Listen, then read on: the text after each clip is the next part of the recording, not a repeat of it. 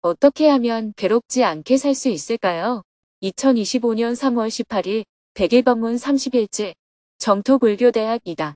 안녕하세요. 오늘은 법륜 스님의 100일 법문 30일째 날이고 정토불교대학 2강 수업을 하는 날입니다. 서울에는 밤새 눈이 소리 없이 내려 쌓이더니 아침이 되어서도 한방눈이 흩날렸습니다. 겨울의 마지막 인사를 전하듯 도시 곳곳이 하얗게 물들었습니다. 스님은 새벽 수행과 명상을 마친 후 정토불교대학 강의를 하기 위해 정토사회문화회관으로 향했습니다. 정토불교대학은 오전반과 저녁반 두 개 과정이 개설되었는데요. 오전 10시 15분에는 오전반 수업을 시작했습니다. 정토사회문화회관 지하 대강당에는 180여 명의 입학생들이 자리하고 온라인 생방송반에는 170여 명이 접속하고 해운대 정토법당에서는 25명이 참석하여 총 370여 명이 정토불교대학 오전반 수업을 들었습니다. 삼귀와 수행문을 함께 읽고 모두 3배의 예로 스님에게 법문을 청했습니다. 스님은 이 세계의 실제 모습은 어떠한지 설명하면서 연기법에 대해 자세하게 설명했습니다. 어떻게 하면 괴롭지 않게 살 수 있을까요? 괴로움은 왜 생길까요? 괴로움의 원인을 규명해 보면 무지입니다.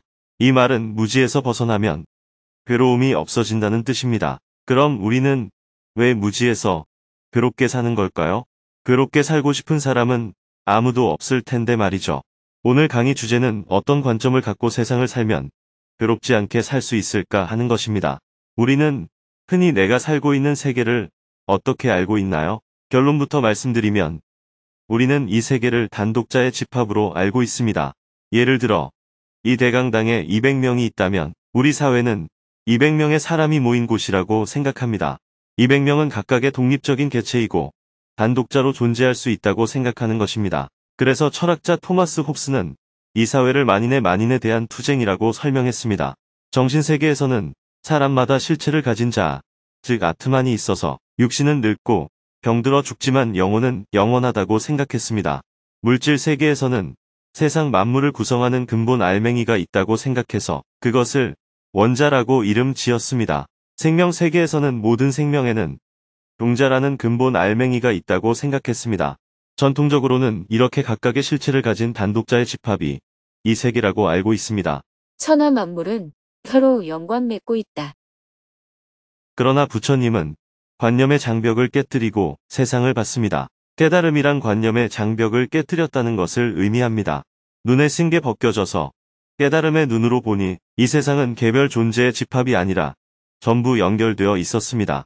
공간적으로도 연결되어 있고 시간적으로도 연결되어 있었습니다. 예를 들어 여러 개의 구슬을 바구니에 담아 놓으면 구슬 하나하나가 다 개별적으로 보입니다. 왜냐하면 구슬을 연결한 끈이 보이지 않기 때문이에요. 그런데 구슬 중에 한 개를 집어들었더니 나머지 구슬도 쭉 딸려 올라왔어요. 보이는 것과 다르게 모든 구슬이 연결되어 있었던 거예요. 이것이 연기입니다. 또한 하나의 구슬을 들여다보면 그 속에 나머지 구슬이 다 비쳐서 보입니다. 하나 속에 전부가 다 들어있는 모습이에요. 과학의 비유에서 설명하면 하나의 원자 속에 우주가 들어있고 그 원자가 모여서 우주를 이룬다는 말입니다. 이렇게 하나 속에 전체가 들어있다는 연기를 중중무진 연기라고 합니다. 끝없이 겹쳐 있다는 뜻입니다. 이렇게 실제의 세계는 연기되어 있습니다. 이렇게 우리가 연기적 관점에서 세상을 보면 기존의 시각과 달리 보입니다. 뱀이 개구리를 잡아먹는 모습이 기존의 시각에서는 약육강식으로 보였다면 연기적 관점에서 보면 서로 어우러져서 생명 현상을 유지해가는 모습인 거예요. 만약 내 몸의 눈, 손, 발, 입 등이 다 제각각 개별 존재라면 기관들끼리 서로 경쟁이 치열했을 거예요. 식탁 위에 과일이 있다면 발견은 누가 했습니까? 눈이 했습니다. 그 과일을 가지러 간 것은 발입니다. 발이 열심히 갔지만 과일을 잡은 것은 손입니다. 정작 먹기는 누가 먹나요? 입이 먹습니다. 그럼 각 기관들이 전부 기분이 나쁘잖아요. 각각의 기관이 전부 열심히 일했는데 먹기는 엉뚱한 입이 먹으니까요. 그런데 각각의 기관들이 서로 연결된 하나의 몸이라는 관점에서 바라보면 각각의 기관들은 그저 역할 분담을 했을 뿐이에요. 발견은 눈이 하고, 가기는 다리가 가고, 따기는 손이 따고, 먹기는 입이 먹고, 소화는 위와 장이 하고, 저장은 간이 하고, 공급은 혈액이 한 겁니다. 이러한 자연 생태계 현상을 약육강식이나 적자생존이라는 시각으로 볼 것인가, 아니면 연기된 생명 현상으로 볼 것인가 하는 문제입니다. 우리가 입으로 먹은 과일은 에너지원이 되어 각 기관으로 분배가 됩니다. 그런데 어느 기관에 분배가 제대로 안 되면 어떤 일이 벌어질까요? 몸 전체가 죽어버리는 현상이 일어납니다. 그래서 우리 사회도 분배가 공평하게 이루어져야 하는 것입니다. 분배가 공평하게 이루어지지 않으면 역할 분담이 아니라 착취라고 할 수 있어요. 그렇게 되면 사회 전체가 붕괴됩니다. 그래서 우리는 세계를 연기적 관점으로 바라봐야 합니다. 연기법을 아는 자, 곧 열애를 본다. 불교의 세계관은 연기적 세계관입니다. 그런데 현실에서는 세상을 개별 존재의 집합으로 보는 시각이 대다수입니다.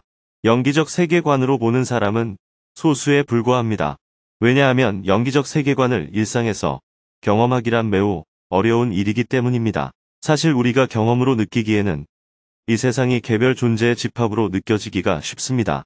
그러다 보니 불교마저도 역사 속에서 시간이 흐르면서 예전의 시각으로 돌아가 버린 거예요.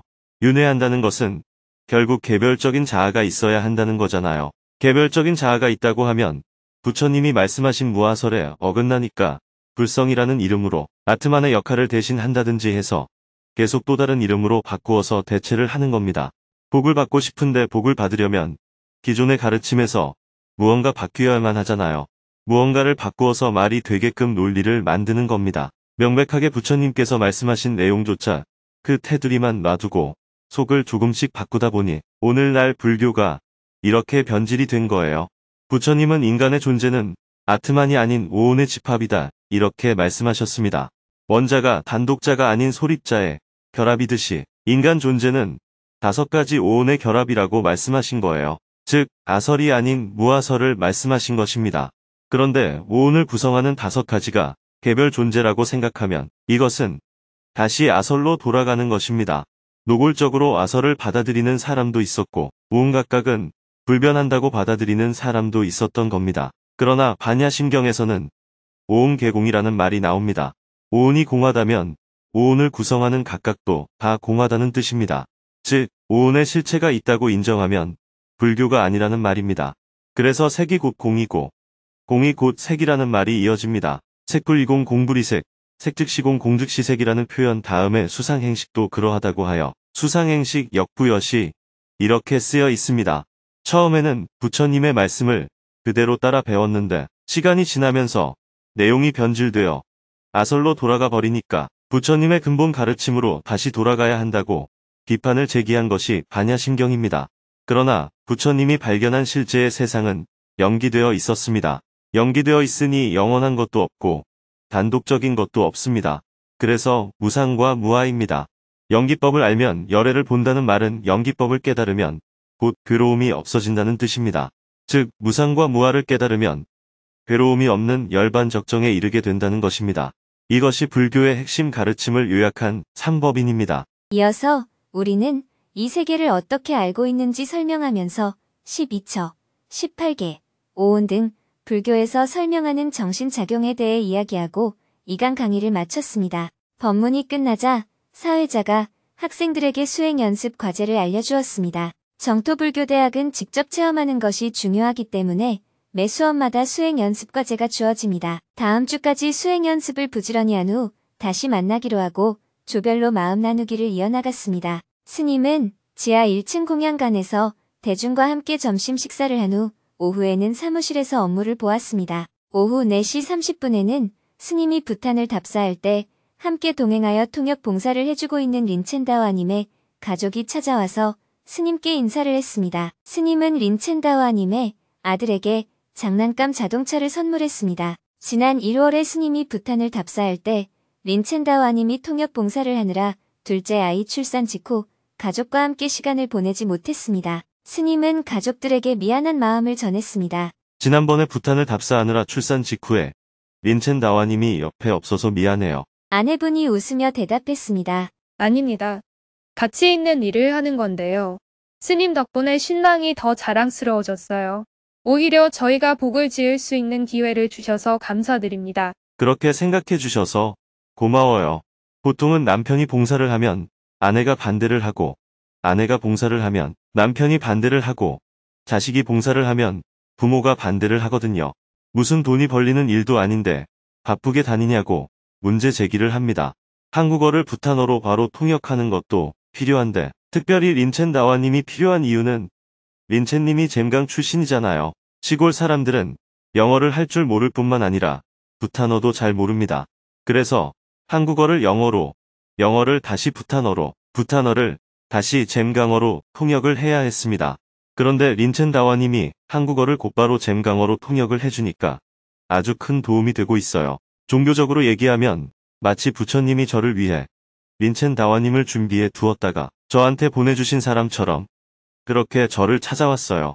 부탄에서 한국에 오는 것도 낙타가 바늘 구멍을 통과하는 것만큼이나 어려운 일이고, 한국에서 서로 만나는 것도 어려운 일이고, 저랑 만나는 것도 어려운 일이고, 가족들이 반대하지 않고 지지해주는 것도 어려운 일인데 인연이 되려고 하니까 이렇게 인연이 되네요.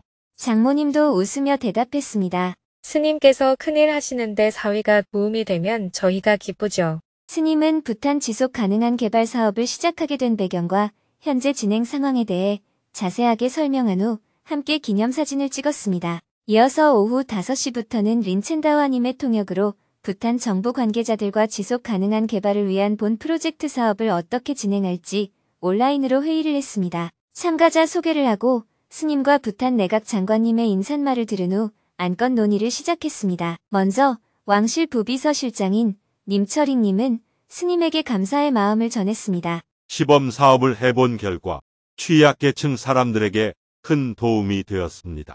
그래서 메인 프로젝트는 더 큰 도움이 될 것이라고 확신합니다. 스님께서 오지 마을까지 직접 답사를 다 하셨고 마을 사람들까지 다 만나서 그들의 이야기를 경청했습니다.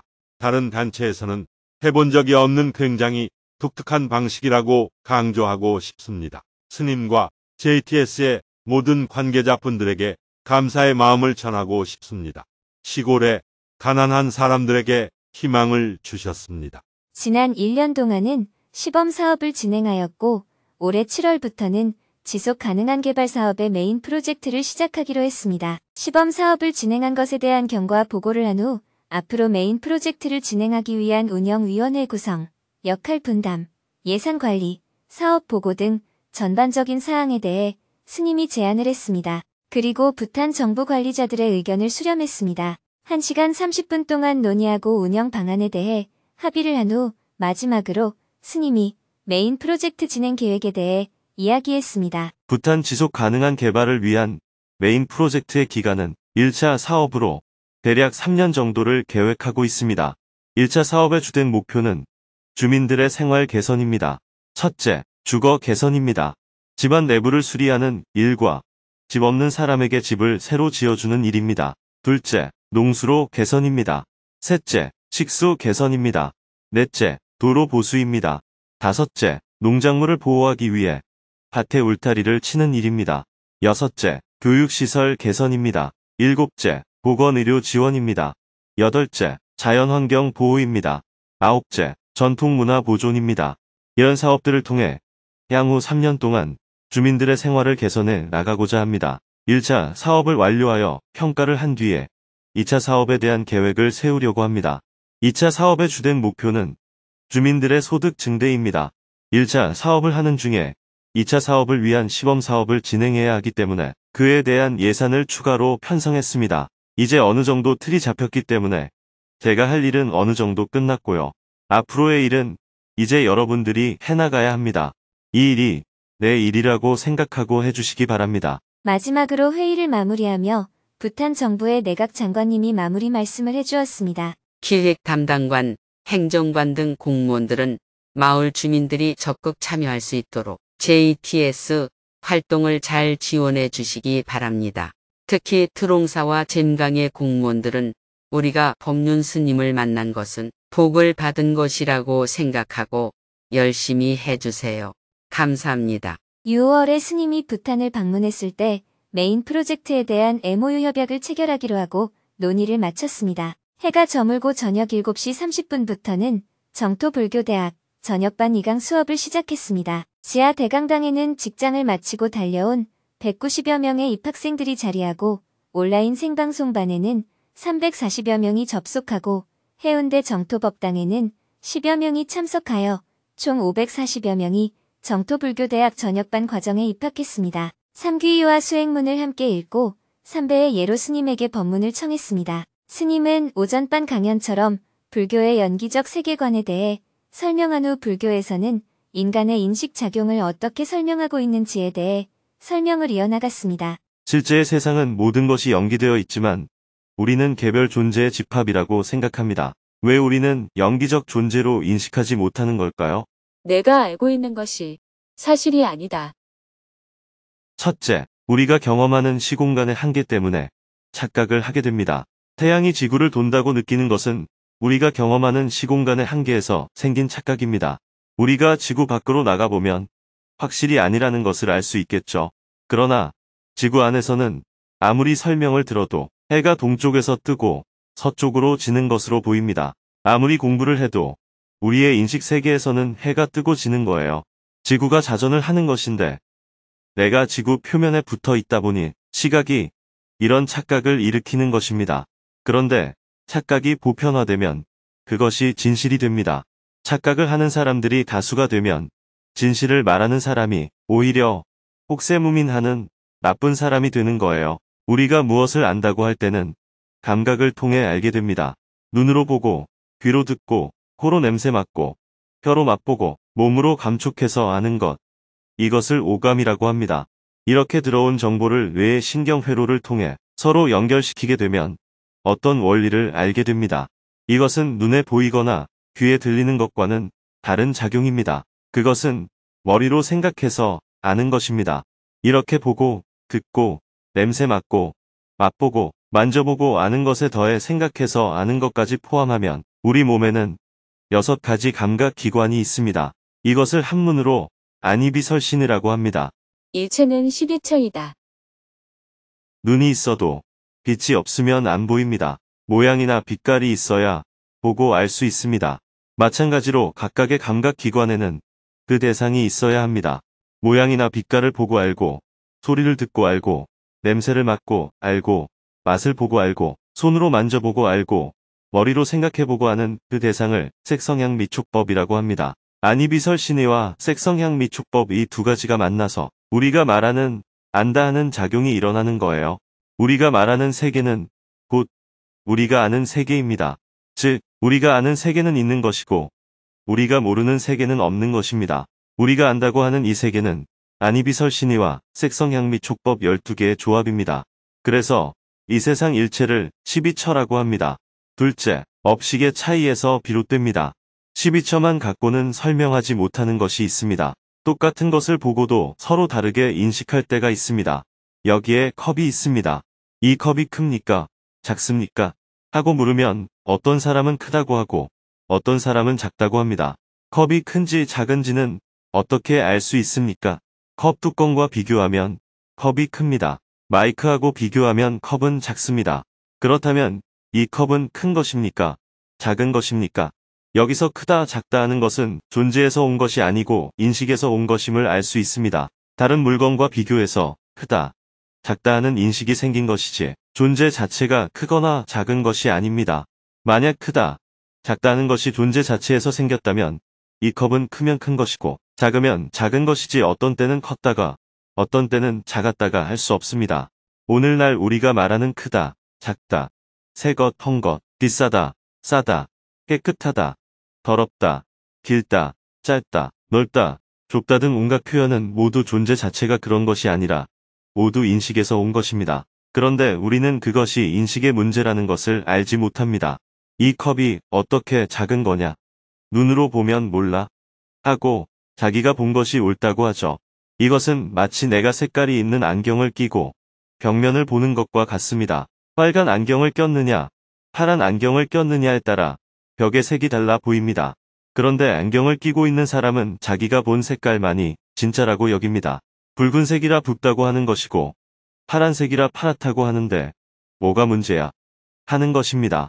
그러나 정확하게는 어떻게 표현해야 할까요? 벽이 붉다, 벽이 파랗다 이렇게 말하면 안 되고 내 눈에는 붉게 보입니다. 내 눈에는 파랗게 보입니다. 하고 말해야 합니다. 그래서 아난다 존자는 부처님이 이렇게 말했습니다라고 말하지 않고 저에게는 이렇게 들렸습니다라고 말했습니다. 여러분도 오늘 집에 가면 법륜 스님이 이렇게 말했어라고 말하면 안 되고 법륜 스님의 말이 나에게는 이렇게 들렸어라고 말해야 정확한 표현입니다. 왜냐하면 같은 시간, 같은 공간에 있어도 사람마다 인식이 다르기 때문입니다.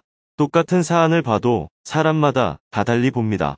요즘 대통령 탄핵 심판에 대해서도 찬성하는 사람과 반대하는 사람이 다 생각이 다른 것도 같은 이유입니다. 인식의 차이는 업식의 차이에서 비롯됩니다. 업식이란 내가 지금까지 살아오면서 겪은 경험과 지식이 모두 없어지지 않고 머릿속에 쌓여 있는 것을 말합니다.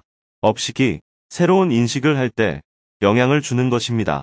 내가 끼고 있는 안경의 색깔이 노란색이면 그것이 사물을 볼 때 영향을 주어 나도 모르게 세상을 노랗게 인식하는 것과 같습니다. 지금 이 자리에 있는 모든 사람들은 업식이 다 다릅니다. 각각 색깔이 다른 안경을 끼고 있어요. 그런데 안경을 한번 벗어본 사람은 앞으로 어떻게 말할까요? 내 눈에는 노랗게 보입니다. 이렇게 말할 수가 있습니다. 태어나서 한 번도 안경을 벗어보지 않은 사람은 어떨까요? 저 벽은 노랗습니다. 이렇게만 주장합니다. 대부분의 사람은 아직 업식의 안경을 벗어보지 못했습니다. 그래서 다른 사람의 눈에는 이상한 것 같은데 자기는 자기가 옳다고 주장합니다. 한 사람은 신이 있다고 하고 다른 한 사람은 신이 없다고 합니다. 두 사람이 만나서 신이 있느냐 없느냐를 가지고 밤새도록 토론해도 끝이 안 납니다. 그런데 이 문제의 답은 간단합니다. 이 사람은 신이 있다고 믿네. 저 사람은 신이 없다고 믿네. 이렇게 바라보면 됩니다. 그것처럼 이 사람의 눈에는 벽이 노랗게 보이네. 저 사람의 눈에는 빨갛게 보이네. 이렇게 표현해야지. 저 벽은 노랗다. 저 벽은 빨갛다. 이렇게 말하면 안 됩니다. 벽은 그저 벽일 뿐인데 어떤 사람은 노랗게, 어떤 사람은 빨갛게 보는 거예요. 이 컵은 그냥 컵일 뿐인데 어떤 사람은 크다고 하고 어떤 사람은 작다고 하는 것과 같습니다. 일체는 18개이다. 우리가 보고 듣고 냄새 맡고 맛보고 감촉하고 생각하는 것에는 모두 업식이 깔려 있어요. 사물의 크고 작음을 인식하는 것보다 더 심하게 업식이 드러나는 것은 기분에 좋고 나쁨이에요. 한국 사람들은 된장찌개를 끓이는 냄새를 맡고 구수하다, 군침이 돈다 하는데 외국 사람들은 역겹다, 구역질 난다 이렇게 말합니다. 다 각자의 업식이 작용하는 거예요. 그래서 12처의 식을 추가해야 합니다. 뭔가를 볼 때는 눈, 모양과 빛깔 두 가지만 작용하는 게 아니라 여기에 식이라는 필터의 작용까지 감안해야 합니다. 안, 색, 안식 이렇게 세 가지가 작용하여 내가 뭔가를 보게 되는 거예요. 인식기관인 육근, 인식 대상인 육경, 과거의 경험이 쌓여서 작용하는 육식 이렇게 18개가 결합해서 내가 무언가를 인식하게 됩니다. 이것이 18개입니다. 일체가 18개로 이루어져 있기 때문에 결국 우리가 인식하는 세계는 각자의 인식에 따라 모두 조금씩 다릅니다. 100% 다르다는 것은 아니에요. 같은 것도 있고 다른 것도 있습니다. 똑같지는 않다고 말할 수 있습니다. 같은 음식을 가지고도 한 사람은 짜다고 하고 다른 사람은 싱겁다고 하죠. 어떤 사람은 벽지를 빨갛게 발라놓고 좋다고 하는데 다른 사람은 그걸 보고 촌스럽다고 합니다. 하나의 현상을 가지고 사람마다 다르게 받아들입니다. 이 세상에 온갖 분별이 여기에서 일어납니다. 누가 옳고 틀린 것이 아니라 서로 다를 뿐이다. 그래서 서로 다른 관점과 믿음은 그냥 인정하면 됩니다. 그런데 우리는 그것을 인정하지 않으려고 하죠. 내 것은 옳고 남의 것은 틀렸다고 생각합니다. 하지만 그저 다를 뿐이에요. 여기에서 조금 더 나아갈 수 있으면 그 사람 입장에서는 그렇게 생각할 수도 있겠다 하고 이해하게 됩니다. 나와 다른 그 사람을 있는 그대로 인정하는 것이 존중입니다.